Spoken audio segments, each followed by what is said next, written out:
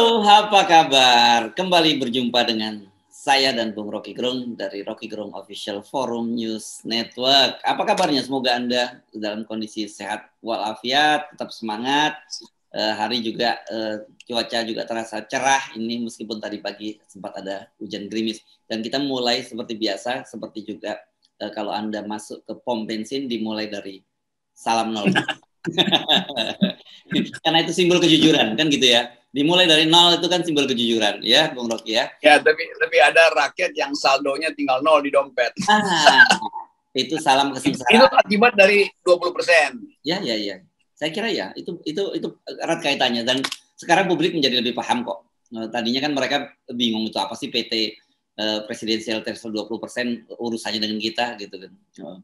Pasti nggak ada urusannya dengan harga pangan yang terus meningkat, harga kebutuhan pokok meningkat. Enggak, semua itu ada urusannya dengan itu semua gitu ya. Gara-gara PT 20% lah semua dikuasai oleh oligarki. Gitu ya. Clear sekarang? Ya. Clear. Bung Rocky, ada beberapa kabar baik yang saya kira mesti kita ada yang kita apresiasi, tapi juga ada yang perlu kita dalami lebih lanjut. Nih, satu pertama tentang pemerintah Indonesia akhirnya secara resmi mengambil alih Flight Information Region atau kendali ruang udara dari Singapura di atas Pulau Natuna. Agak aneh memang selama ini kenapa negara seperti Singapura bisa mengendalikan ruang udara di Indonesia gitu ya. Jadi kalau penerbangan segala macam itu urusannya ke Singapura gitu. Padahal itu di wilayah Indonesia. Nah sekarang sudah diambil alih kendali. Saya kira ini positif lah. Kita apresiasi lah langkah yang maju gitu ya.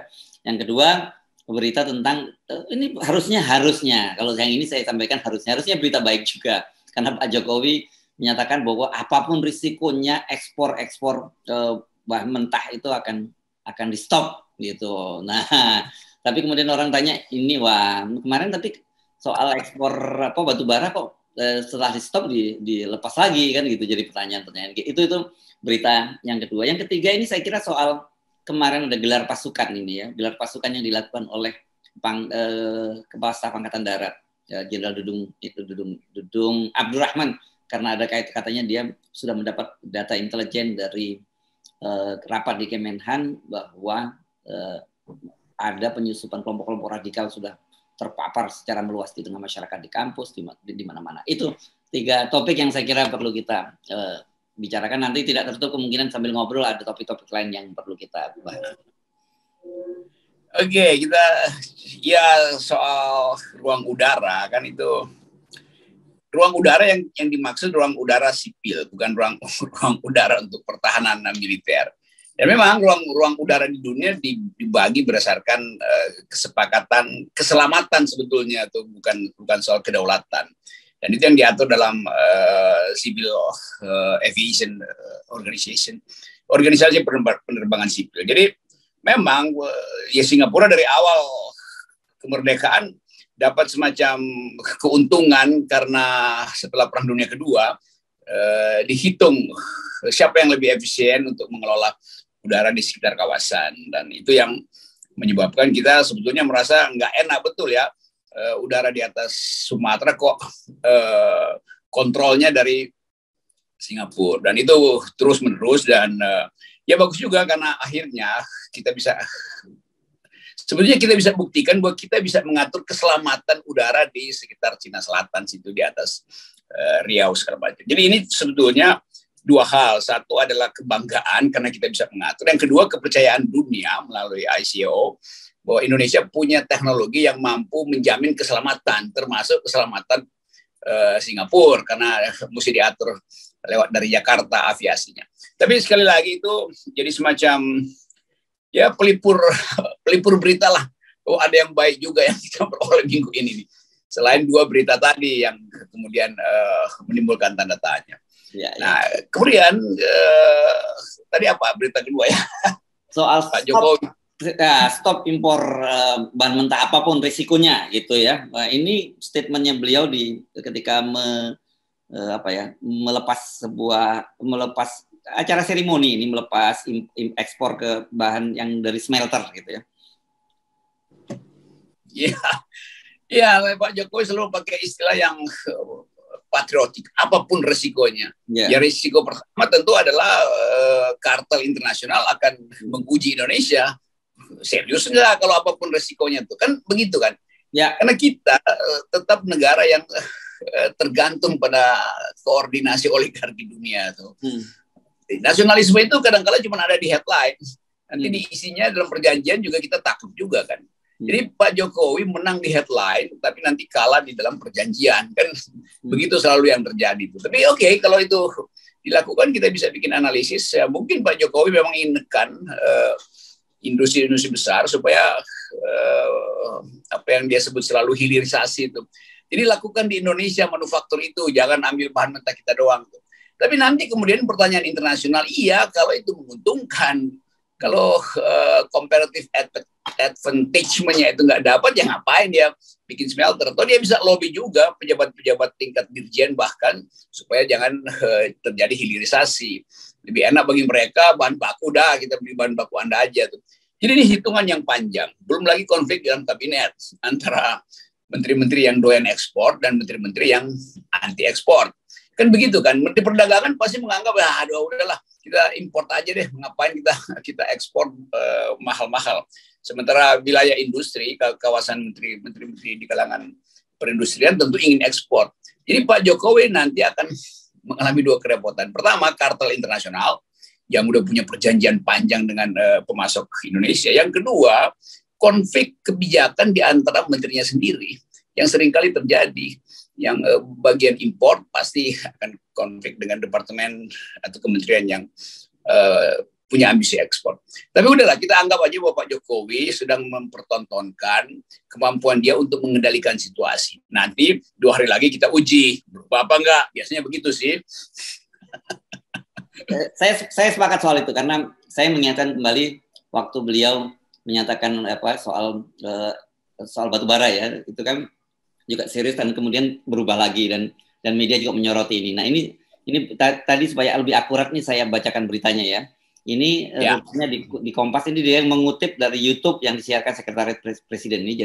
Jadi berita resmi karena ini ketika beliau meluncurkan pelepasan ekspor perdana smelter grade alumina produksi PT Bintan Alumina di Galang Batan. Ini jadi smelter betul. Jadi memang sudah diolah baru di ekspor. Kalau sebelumnya kan selalu bahan mentah. Jadi kata beliau begini, dengan risiko apapun satu persatu ekspor bahan mentah akan saya stop. Nikel stop, ini kita digugat oleh WTO, silakan gugat. Nanti stop bauksit, stop, masih ada yang gugat lagi, silakan gugat, nggak apa-apa, kita hadapi. Ini benar-benar patriotik ini, Bung Rocky. Itu mestinya tuh yang dia beritakan smelter dari Freeport, itu baru berita tuh. Kan yang gede-gede itu tetap menganggap bahwa yang apa pentingnya smelter, kita titip juga ke tempat smelter yang lain selesai, kenapa kita mesti bangun tuh. Tapi memang kita butuh satu tindakan politik yang bermutu, yaitu dengan memaksa pasokan terutama industri ekstraktif kita sampai ke bagian yang udah jadi atau paling nggak setengah jadi, jangan bahan bakunya aja. Itu sebetulnya dari awal juga kita inginkan begitu. Tapi ini kan lobby politik yang kan kita mesti tahu bahwa apa benar Pak Jokowi punya kemampuan untuk mengancam seperti itu tuh. Jadi jangan sampai nanti jadi konyol, ancam-mengancam, ternyata oligarki dalam negeri udah punya kesepakatan untuk nggak mau bikin smelter. Kan itu intinya kan.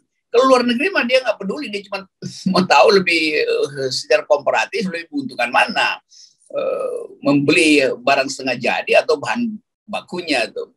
Tetapi sekali lagi kita tahu political economy soal-soal beginian itu panjang urusannya tuh. Nah seringkali FNN sudah berkali-kali memberitahu bahwa kadangkala Pak Jokowi itu nggak dapat analisisnya. Dia cuma dapat sensasinya tuh yang memang disodorkan oleh oligarki Indonesia. Begini Pak, kita ancam dulu luar negeri supaya mereka lakukan smelter di sini, tapi nanti untungnya masuk ke oligarki. Nah, bagian untung itu yang nggak disebutin oleh Pak Jokowi. Jadi kita paham lah itu permainan seperti itu.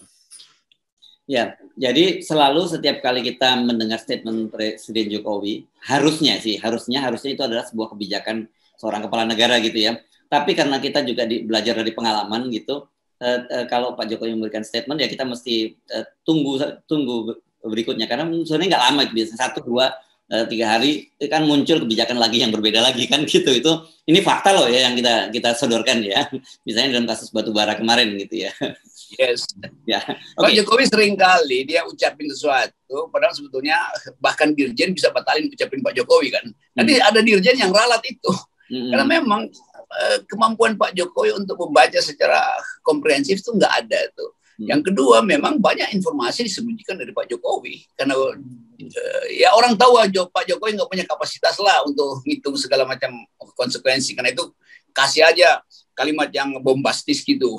Apapun resikonya tuh. Nah, Pak Jokowi paling senang untuk bicara hal-hal yang bombastis. Ya. Oke.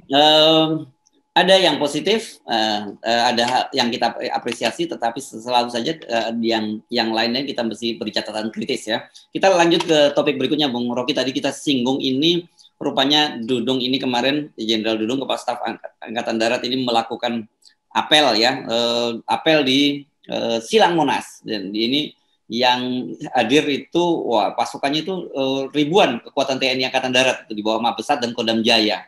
Jadi dikerahkan dalam apel, dan kemudian arahan Dudung ini yang sangat mengagetkan karena dia menyatakan bahwa berdasarkan dari rakor di Kemenhan, dia mendapatkan laporan intelijen bahwa gerakan radikal itu sudah menyusup ke kampus-kampus, sekolah-sekolah, dan ke tengah masyarakat. Nah, ini diminta untuk mewaspadai. Jadi saya kira ini kan berkaitan dengan apalagi fungsi intelijen TNI dengan masyarakat, atau berkaitan dengan kalau disebut dulu fungsi teritorial yang sudah dihapuskan dari TNI. Ini bahayanya tuh, karena kita atau publik akan menilai siapa yang disebut radikal, tiba-tiba ada apel sebesar itu tuh. Yang kedua, orang akan hubungkan, ini mulai ada persidangan beberapa ustadz, Bu Narman terutama, ini sidangnya mulai itu. Apakah ada eskalasi radikalisme di dalam persidangan-persidangan yang bakal digelar, terutama kasus Munarman. Karena orang anggap istilah radikal itu identik dengan Islam. Jadi apakah tentara itu gelar pasukan di Monas itu untuk menghadapi potensi radikalisme Islam? Itu yang mesti diterangkan. Yang mesti diterangkan bukan Pak Dudung. Pak Dudung kan cuma dengar info dari Kemenhan itu sebagai user. Kan kalau dia informasi strategis militer kan nggak boleh dibuka ke publik dong. Itu fungsi dari BAIS. Tapi kalau Kemenhan yang bikin rapat, itu artinya ada koordinasi BAIS maupun BIN segala macam itu. Dan ini yang kita mau dengar sebetulnya sebelum ada gelar pasukan itu dari Pak Mahfud sebagai Menko-nya. Kan mestinya Pak Mahfud sebagai orang sipil, dia yang mesti terangkan keadaan negara ini dihubungkan dengan aktivitas radikal. Jangan nanti Pak Mahfud datang setelah terjadi gelar pasukan itu kan jadi ajaib Pak Mahfud. Nanti dia mau benarkan susah, dia mau luruskan juga susah, karena Pak Dudung udah bicara duluan bahwa ada kelompok radikal yang bahkan sudah masuk sampai ke sekolah-sekolah. Ini bukan kerjaan tentara militer, itu kerjaan polisi atau Bakin lah yang ajukan dalil itu. Ya. Nah kalau itu soal Cina Selatan, ya itu fungsi dari TNI. Kita mau ingatkan lagi bahwa Pak Dudung itu mewakili rasa aman rakyat dari serangan asing luar, bukan serangan dalam gitu. Jadi itu juga agak keliru. Tapi kita mau tunggu nanti kejelasan ini supaya Pak Dudung tidak dibully juga. Ya. Kita tunggu keterangan dari Pak Mahfud lah. Apa sebetulnya yang dimaksud dengan gelar pasukan untuk mengatasi radikalisme yang sudah bahkan sampai ke sekolah-sekolah ini istilah juga yang bombastis tuh. Ya. Nah, karena kita tahu bahwa fungsi Kepala Staf Angkatan Darat itu adalah pembinaan pasukan ya, pembinaan bukan pengerahan pasukan. Pengerahan pasukan itu di tangan Panglima TNI, gitu juga. Jadi saya kemarin juga diskusi dengan beberapa senior militer, kenapa yang ini harusnya mengambil, kalau memang ada soal yang begini-begini kewaspadaan, tapi tentu saja Anda benar berkaitan dengan musuh dari luar, itu harusnya Panglima TNI yang melakukan gelar semacam ini, bukan Pak Dudung. Pak Dudung ini hanya pembinaan. Pak Dudung tidak berhak mengerahkan pasukan untuk aturannya semacam itu gitu. Memang karena itu disebut kepala staf angkatan darat itu. Itu yang dimaksud koordinasi kebijakan administrasi, lalu disampaikan persiapan-persiapan itu pada panglima. Panglima yang memutuskan tuh mau digelar pasukan apa enggak, pasukannya sekedar upacara atau betul ada aktivitas yang lebih real di lapangan.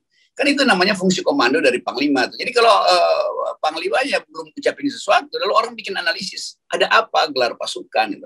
Jadi pertanyaan-pertanyaan ini dalam minggu-minggu ini harus dijawab. Yang mesti menjawab itu adalah bukan Pak Dudung, karena dia adalah ditugaskan untuk pembinaan aja. Juga bukan Panglima, karena ini menyangkut urusan dalam negeri. Maka mestinya Pak Menko Polhukam. Jadi kita tunggu brother Mahfud MD untuk meluruskan berita ini tuh. Supaya orang nggak lagi, kan orang tiba-tiba cemas kan, di Monas ada pasukan digelar dengan gagah perkasa, sementara di persidangan-persidangan radikal ini ada Munarman yang sedang disidang, ada Ustadz juga yang baru dibebaskan segala macam tuh.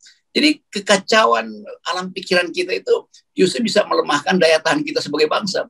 Karena bangsa ini akhirnya saling mencurigai lagi kan. Nanti orang cari, waduh, di sekolah mana ada radikalisme?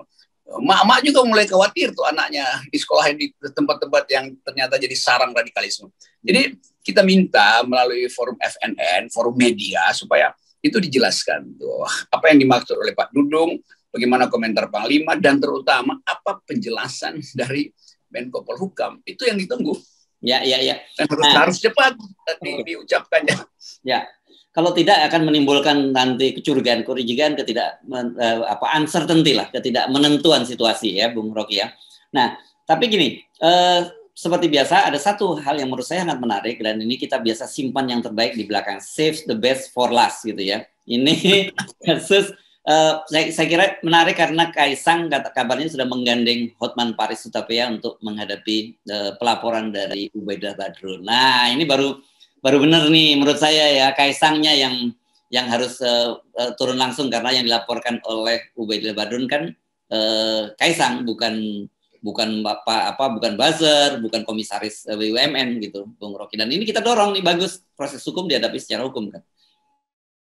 Ya, itu berita enak, bukan berita gembira sih, berita enak. Karena akhirnya ini bakal dibuka ke publik. Karena Kaisang juga mengerti bahwa ini soal hukum, jangan terlalu lama. Nanti keluarga Presiden Jokowi juga terganggu psikologinya kan. Dan ini berita enak buat publik yang berakal sehat. Tapi ini jadi berita nggak enak bagi para buzzer. Karena buzzer kehilangan isu kan.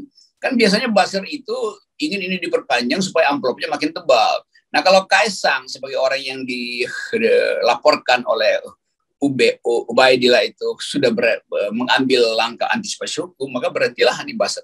Jadi mulai sekarang buzzer-buzzer itu diam aja, karena prosesnya udah dibawa ke jalur yang benar, formil. Ubaid dengan jalur akademis membuat kajian, lalu hasil kajiannya diberikan pada KPK. Minta KPK periksa itu, karena itu ada potensi besar pengulangan KKN. Jadi istilah KKN itu kita diingatkan kembali oleh Ubaid. Kaisang yang punya potensi dituduh atau diduga sebagai KKN, karena dia adalah anak presiden, bahkan bukan sekedar nepotisme, itu betul-betul anak. Nah, itu sebetulnya petanya begitu sekarang. Jadi clear bahwa ini ada soal, dan yang dilaporkan itu mengambil jalan hukum. Jadi bagus juga. Jadi sekali lagi biarkan ini berjalan normal. Jangan sampai ada bagian-bagian yang ingin ambil keuntungan dari kasus ini, tapi nggak ngerti bahwa Ubaid sedang menjalankan tugas reformasi itu. Oke, nah ini menarik karena ini dan begitu publik bisa mengamati, bisa lebih terbuka, dan saya kira nanti kita dengarlah apa argumen-argumen hukumnya dari pengacara Kaisang ini, karena biasanya ini kalau Hotman Paris ini pada unsur-unsur apanya ya, unsur-unsur info politainmentnya ini kan akan muncul kan. Ada. dan biasanya fee-nya gede. Oke, itu kelas dia, memang kelasnya si Ya, Hotman kalau kelas Hotman kan wah itu ya. betul sesuatu yang akan menggemparkan nanti itu karena akan sangat serius, Mr. Hotman. Ya. Dan wajar lah karena angka yang disebut oleh Ubed kan juga puluhan miliar gitu ya. Jadi Oke, kita tunggu ya. Kita senang nih kalau seperti ini ada masalah hukum dihadapi dengan hukum, bukan dengan ancaman, bukan dengan bulian, apalagi kemudian pelaporan balik oleh orang yang sebenarnya nggak ada urut kait mengait, tidak ada kena mengenanya dengan Ubed gitu. Ya, jadi Ubed akhirnya membuka problem ini dan Hotman Paris memperoleh rezeki karena ini adalah kasus besar itu. Yes. Sementara Basser gigit jari. Oke, Bang Rocky, terima kasih. Yo.